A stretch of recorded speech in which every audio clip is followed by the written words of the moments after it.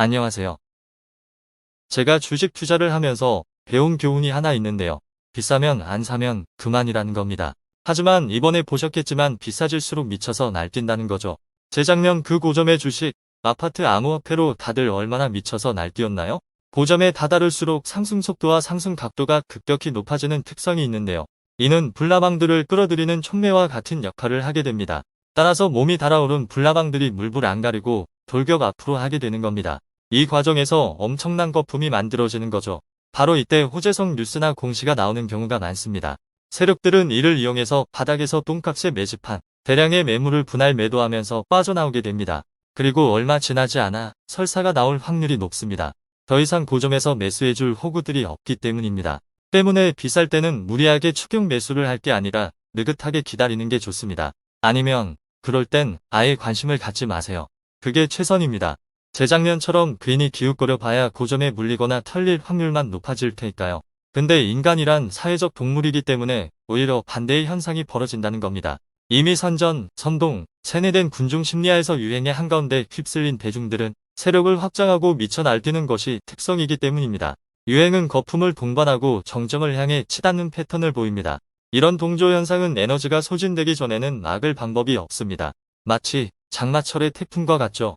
그리고 광란의 파티가 끝났을 땐 안신창이가 되어 있는 자신을 발견하게 될 겁니다. 근데 재밌는 건 자신이 가스라이팅 펌프질에 이용당한 걸 모른다는 거죠. 선전, 선동, 세뇌가 그래서 무서운 겁니다.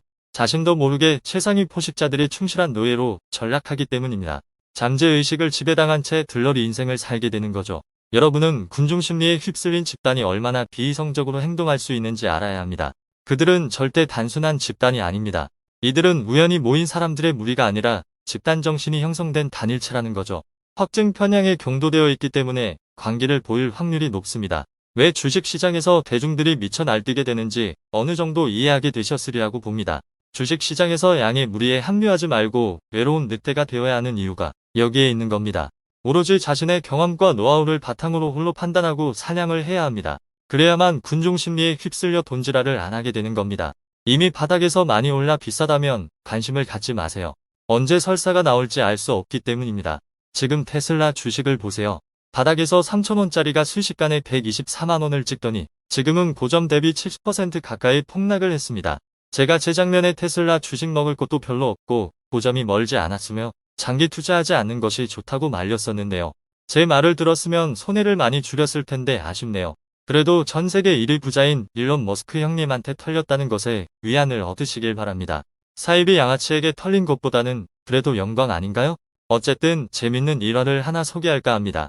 하루는 유명한 짐 로저스에게 엄마가 전화를 했다고 합니다.